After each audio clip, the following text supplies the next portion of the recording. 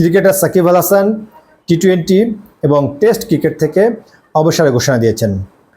এই ঘটনাটি আজ সারাদিন ধরেই আমাদের যে গণমাধ্যম এবং সামাজিক যোগাযোগ মাধ্যম সব জায়গাতে কিন্তু খুব গুরুত্ব সহকারে এই সংবাদটি নিয়ে আমাদের দর্শক শ্রোতা ভক্তদের মধ্যে আলোচনা চলছে।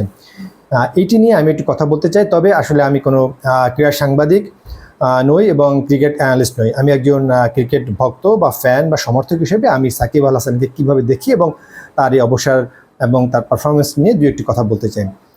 দেখুন, সাকিব আল হাসান যে আজকে যে ক্রিকেট থেকে বিশেষ করে টি-20 এবং টেস্ট থেকে যে অবসরের ঘোষণা দিয়েছেন, এটি কিন্তু আমার কাছে ব্যক্তিগতভাবে বলবো অনেকটা আচমকা।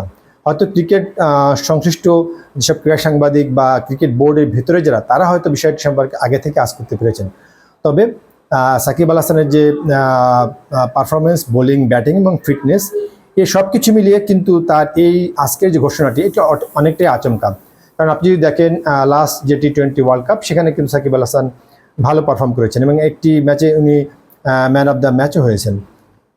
এর আগে আপনি যদি দেখেন ওডিআই ওয়ার্ল্ড কাপে উনি খারাপ করেনি এবং বিশেষ করে ওডিআই ওয়ার্ল্ড কাপের আগে যে এশিয়া কাপ ক্রিকেট, সেখানে কিন্তু দুর্দান্ত পারফরমেন্স করেছেন আমাদের ক্রিকেটার সাকিব আল হাসান।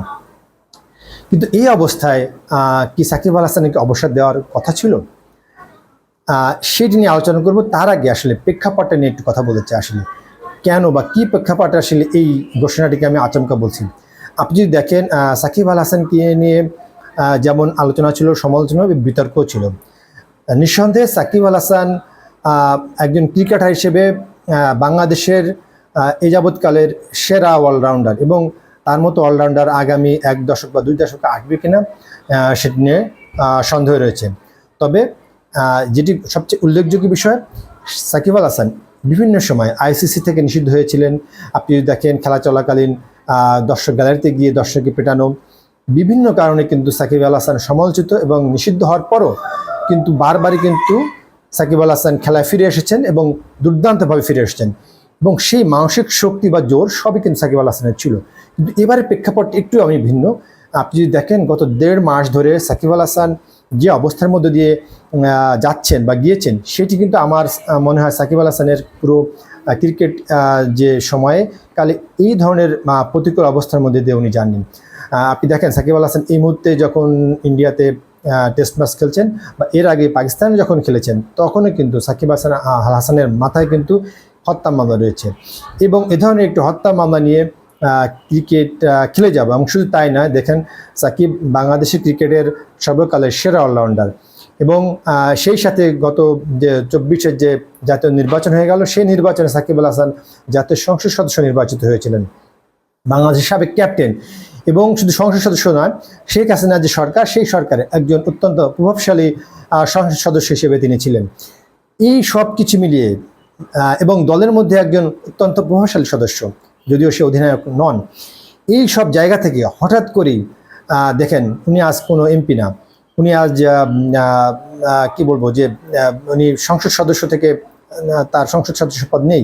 শেখ হাসিনা সরকার বিদায়ের পর আচমকা তার যে অবস্থান, প্রভাবশালী সংসদ সদস্য থেকে হত্যা মামলার আসামি, এই একটি বড় একটি তার যে অবস্থান পরিবর্তন। এবং শুধু তাই না, যে হত্যা মামলা যেটি বলছিলাম, সেটি নিয়ে কিন্তু উনি এখন ঘুরছেন। এই অবস্থায় যে খেলা চালিয়ে যাওয়া, এটি নিঃসন্দেহে একটি কঠিন কাজ এবং সেই কঠিন কাজটি আসলে আমার মনে হয় যে উনি আসলে কতদিন কন্টিনিউ করতে পারবেন সেটি নিয়ে সংশয় রয়েছে। এবং দেখেন উনি বলেছেন যে আগামীকাল যে কানপুরে যে টেস্টটি হবে ভারতের, সেটি হয়তো তার শেষ টেস্ট হতে পারে, যদি না বাংলাদেশে যে হোম সিরিজ রয়েছে আগামী মাসে দক্ষিণ আফ্রিকার বিপক্ষে, সেটি যদি উনি নিরাপদে যদি বাংলাদেশে আসতে পারেন এবং খেলতে পারেন, তাহলে সেটি হবে তার শেষ টেস্ট। তবে সেটি যদি না হয়, কালই হতে যাচ্ছে সাকিব আল হাসানের ক্রিকেটের শেষ টেস্ট ম্যাচ। এবং দেখুন, যেটি বলছিলাম, সাকিব আল হাসান কিন্তু সব সময় সকল বিতর্ক সব কিছু উপেক্ষা করে কিন্তু বারবার বিভিন্ন সমালোচনা কিন্তু উপেক্ষা করেছেন পারফরমেন্স দিয়ে। কিন্তু এবার দেখুন যে এই যে শেখ হাসিনা সরকার পতনের পর পাকিস্তান যে সিরিজ, সেখানে কিন্তু সে ব্যাটিং বলিং ক্ষমতা কিন্তু খুব একটা ভালো করতে পারেননি এবং লাস্ট যে টেস্টটি ভারতের বিপক্ষে খেলেছেন, সেখানে কিন্তু ব্যাটিং বা বোলিং কোথাও কিন্তু জ্বলে উঠতে পারেননি। অর্থাৎ আমি যদি দেখি সাকিব আল হাসান বা শুধু তাই না, প্রতিটি বিশ্বখ্যাত ক্রিকেটারই কিন্তু আপনি দেখবেন যে তার যে পুরো যে ক্যারিয়ারের একটা মধ্য গগন, সেই সেরা স্বর্ণযুগ যেটা, সেই সময়টা কিন্তু একটা সময় পার হয়ে আসে। তো আমার কাছে মনে হয়েছে সাকিব আল হাসান সেই জায়গাটিও মনে হয় পার করে ফেলেছেন। এবং যেটা বললাম যে হত্যা মামলা, সংসদ সদস্য নাই, সব কিছু মিলে সাকিব আল হাসান যে প্রতিকূল অবস্থার মধ্যে পড়েছেন, সেই প্রতিকূল অবস্থায় কাটিয়ে খুব স্বাভাবিকভাবে যে ক্রিকেট খেলবেন, সেই অবস্থায় আমার মনে হয় সাকিব আল হাসান নেই। সেই জায়গা থেকেই তার এই ঘোষণাটা হয়তো আমাদের কাছে আচমকা মনে হচ্ছে, তবে সাকিব আল হাসান সব কিছু ভেবেচিন্তেই এই সিদ্ধান্ত নিয়েছেন বলে আমাদের মনে হয়েছে।